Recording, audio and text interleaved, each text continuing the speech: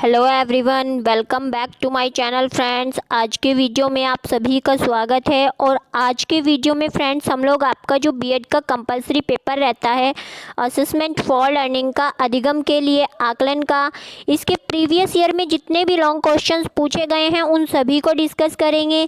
और in long questions से related एक मैराथन क्लास आपको कल सुबह तक प्रोवाइड कर दी जाएगी। तो फ्रेंड्स चैनल पे बने रहें। इसमें हम 2017 से लेके और 2022 तक जितने भी लॉन्ग क्वेश्चन आपके पूछे गए हैं वो सारे डिस्कस करने वाले हैं। तो फ्रेंड्स 2017 में सबसे पहला क्वेश्चन पूछा गया था आपका शैक्षिक मापन को लेके। शैक्षिक मापन को परिभाषित कीजिए और संक्षेप में मापन तथा मूल्यांकन में अंतर बताइए। मूल्यांकन शिक्षक के लिए कैसे उपयोगी है ये भी आपको बताना है। और इसका एक सेपरेट वीडियो ऑलरेडी चैनल पे पड़ा हुआ है, तो आप वहाँ जाके उसको चेकआउट कर सकते हैं।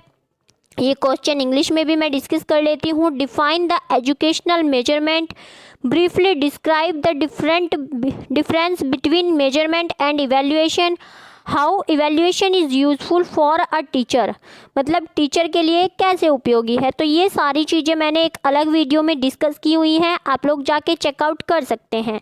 इसके ऑप्शनल में दूसरा क्वेश्चन था कि शैक्षिक मूल्यांकन के प्रत्यय की व्याख्या कीजिए।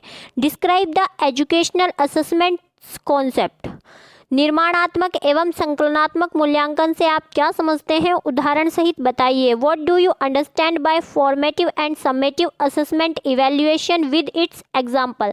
देखिए फ्रेंड्स यहाँ पे कितना डिफरेंस है। आप क्वेश्चन को इंग्लिश और हिंदी में भी रीड कीजिए। यहाँ मूल्यांकन दिया है, यहाँ असेसमेंट दिया है। हालांकि चीज़ें दोनों एक ही हैं, लेकिन फिर भी थोड़ा सा आप ध्यान देंगे तो थोड़ा ज़्यादा बेटर लिख पाएंगे। इसके बाद इसमें सेकंड क्वेश्चन पूछा गया था आपका अचीवमेंट टेस्ट से। और अचीवमेंट टेस्ट का वीडियो भी ऑलरेडी चैनल पे पड़ा हुआ है, जो कि 20 मिनट का एक सेपरेट वीडियो है, जहां पे मैंने अचीवमेंट टेस्ट को बहुत डिटेल से डिस्कस किया है। यहाँ पे आपसे कहा गया है कि अपने विषय का एक उपलब्धि परीक्षण का निर्माण कीजिए, साथ ही रूपरेखा और पद विश्लेषण भी बताइए। इसकी भी एक सारणी होती है जो हमें बनानी होती है। और आइटम एनालिसिस को भी मैंने बहुत अच्छे से डिटेल में सेपरेट वीडियो में डिस्कस किया है। फ्रेंड्स मैंने 5 से 6 ही वीडियो अपलोड किए हैं, लेकिन सारे वीडियो मोस्ट इम्पोर्टेंट आपके हो जाते हैं। इसके बाद इसके ऑप्शनल में पूछा गया था कि भारत में परीक्षा प्रणाली में आईसीटी की भूमिका पर चर्चा कीजिए। Discuss the role of ICT in examination system of India. और ये आप सभी जानते हैं कि आज कंप्यूटर टेक्नोलॉजी आपकी एग्जामिनेशन में क्या क्या रोल प्ले कर रही है। इवन आपके रिजल्ट्स तक आईसीटी के द्वारा ही आपके शो किए जाते हैं। इसके बाद क्वेश्चन नंबर 3 था प्रदत्त एवं उसके प्रकार से आप क्या समझते हैं। माध्यमान, माध्यांक और बहुलक के अर्थ के विषय में विस्तार से लिखिए। What do you understand by data and it's type. Right in detail about the meaning, mean, median and mode. इसके बाद इसके ऑप्शनल में पूछा गया था आपसे एनपीसी, नॉर्मल प्रोबेबिलिटी कर्व, सामान्य वक्र। जो सामान्य बारंबारता वक्र है, सामान्य प्रायिकता वक्र है, ये अब आपके सिलेबस में नहीं है। आईसीटी भी आपके सिलेबस में नहीं है, लेकिन मुझे लगता है कि आपको आईसीटी को फिर भी पढ़ के जाना चाहिए। एनपीसी से भी पिछले साल भी क्वेश्चन पूछा गया था, लेकिन इस साल ये सिलेबस में आपके नहीं है। इसके बाद आ जाता है आपके 2018 के क्वेश्चन। और 2018 वाला क्वेश्चन एज इट इज़ पूरा का पूरा पेपर आपसे 2019 में जो का तो पूछ लिया गया था। तो यहाँ पे प्रीवियस ईयर बहुत ज़्यादा इम्पोर्टेंट हो जाते हैं, क्योंकि 2018 का जो क्वेश्चन पेपर था उसको जो का तो 2019 में भी पब्लिश किया गया था। और यहाँ पे सबसे पहला क्वेश्चन है निर्माणरत निर्देशन में निर्धारण की भूमिका की चर्चा कीजिए। और निर्धारण के लिए अधिगम और निर्धारण का अधिगम में क्या अंतर है। देखिए फ्रेंड्स हिंदी में कितना कॉम्प्लिकेटेड क्वेश्चन लग रहा है, लेकिन जब आप इसको इंग्लिश में पढ़ेंगे, describe the role of assessment in a constructive paradigm.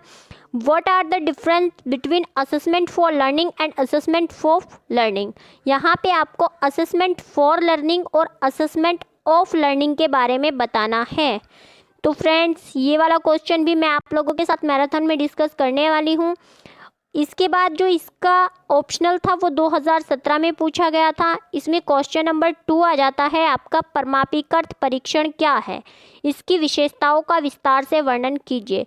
What is a standardized test, describe its characteristics in detail. हमारे टेस्ट दो प्रकार के होते हैं, टीचर में टेस्ट एंड स्टैंडर्ड टेस्ट। तो यहाँ पे आपको स्टैंडर्ड टेस्ट के बारे में बताना है। इसके ऑप्शनल में आपसे पूछा गया था central tendency, describe the measures of calculating central tendency with examples. केंद्रीय प्रवृत्ति के मापकों का उदाहरण सहित वर्णन कीजिए। मतलब यहाँ पे आपको मीन, मोड और मीडियन इन तीनों को बताना है। इसके बाद आपके ये क्वेश्चन जब 16 मार्क्स में पूछे जाते थे तो यहाँ पे क्वेश्चन नंबर 3 में 2 पार्ट्स बनाए हुए थे, जिसमें फर्स्ट पार्ट में आपको बताना था कि उन परिस्थितियों को इंगित करें जहाँ मानक सर्वोच्च संस्तुत है। Point out the situations where the use of standard deviation is the best recommended. और इसके सेकंड में पूछा गया था आपसे परसेंटाइल मान, what do you mean bye percentile, और इनमें से आपको 30 परसेंटाइल और 70 परसेंटाइल की गणना करनी थी। शतांशीय मान से आप क्या समझते हैं, निम्नलिखित आवृत्ति से P30 और P70 की गणना कीजिए। यहाँ पे आपका क्लास इंटरवल दिया हुआ था और फ्रीक्वेंसी दी हुई थी, तो आप इसको खुद से भी सॉल्व कर सकते हैं। इसके बाद इसके ऑप्शनल में था NPC, नॉर्मल प्रोबेबिलिटी कर्व, जो कि अब सिलेबस में नहीं है। इसके बाद फ्रेंड्स 2019 में आपका पूरा का पूरा पेपर जो है वो 2018 वाला रिपीट हो गया था। शॉर्ट, वेरी शॉर्ट और लॉन्ग सभी तरह के क्वेश्चंस। इसके बाद आता है 2020 में सबसे पहला क्वेश्चन आपका पूछा गया था मेजरमेंट एंड इवैल्यूएशन से, मापन और मूल्यांकन की अर्थ परिभाषा और विशेषताओं का वर्णन करें और उन दोनों के बीच भेद करें। Make the differences between them. और इसके ऑप्शनल में पूछा गया था आपसे आइटम एनालिसिस। और पता नहीं क्यों मुझे ऐसा लग रहा है कि इस साल भी आइटम एनालिसिस पूछा जा सकता है, तो आप इसको ज़रूर रेडी करें। इस पर मैंने सेपरेट वीडियो बनाया हुआ है, तो वीडियो को ज़रूर देखें। आइटम एनालिसिस से आप क्या समझते हैं, आइटम एनालिसिस की पूरी प्रक्रिया पर विस्तार से चर्चा करें। इसमें 2 प्रकार की चीज़ें आती हैं, पदों का कठिनाई स्तर और पदों का विभेदन स्तर। तो ये दोनों आपको यहाँ पे डिटेल से बताने हैं। What do you mean by item analysis, discuss in detail the entire process of item analysis.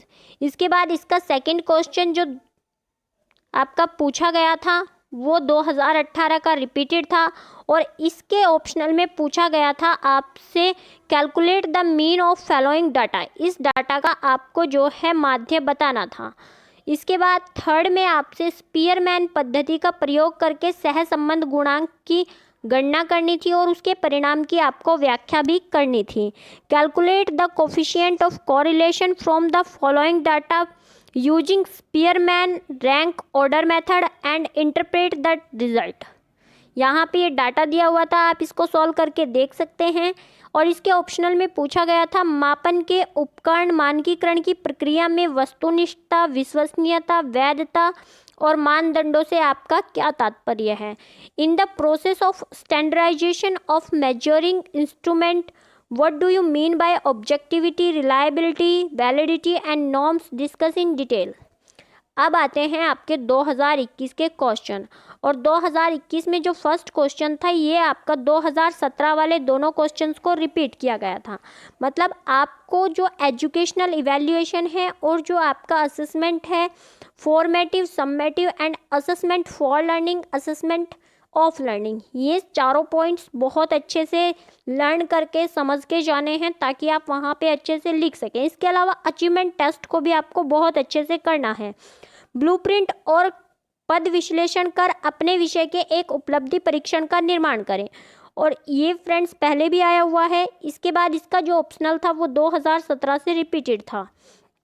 इसके बाद इसमें जो क्वेश्चन नंबर 3 पूछा गया था वो पूछा गया था फिर से सेंट्रल टेंडेंसी से।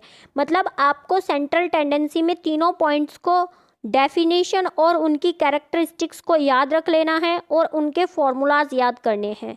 तो यहाँ पे सेंट्रल टेंडेंसी की थ्योरी आपको जरूर याद करनी है। What do you understand by data and it's type, right in detail about the meaning of mean, median and mode. आंकड़ों और उसके प्रकार से आप क्या समझते हैं, माध्य, माध्यांक और बहुलक को परिभाषित कीजिए। और इसके ऑप्शनल में पूछा गया था आपसे एनपीसी, लेकिन ये अब आपके सिलेबस का पार्ट नहीं है। और ये एनपीसी जितनी बार भी पूछा गया, एक ही क्वेश्चन पूछा गया कि सामान्य प्रायिकता वक्र के अर्थ और गुणों की विस्तार से चर्चा कीजिए। Discuss in detail meaning and characteristics of NPC with its example. तो फ्रेंड्स यहाँ पे आप देख सकते हैं कि सारे ही क्वेश्चन मल्टीपल टाइम रिपीटेड हैं। इनमें 2 क्वेश्चन, एक तो आपका कंस्ट्रक्टिविज्म वाला और दूसरा आपका आइटम एनालिसिस वाला। 2 क्वेश्चन डिफरेंट है, बाकी सारे question multiple time every year repeat हो रहे हैं। तो यहाँ पे हमने पिछले 5 साल के क्वेश्चन देखे हैं। इसके अलावा फ्रेंड्स सुबह तक आपको एक मैराथन क्लास भी मिल जाएगी, जिसको कि मैंने 2 पार्ट्स में डिवाइड किया है। फर्स्ट पार्ट में आपको हाफ थ्योरी मिल जाएगी 3rd यूनिट तक, और इसके सेकंड पार्ट को मैं परसों सुबह या फिर कल दिन में अपलोड कर दूंगी। Thanks for watching this video और चैनल पे बने रहें।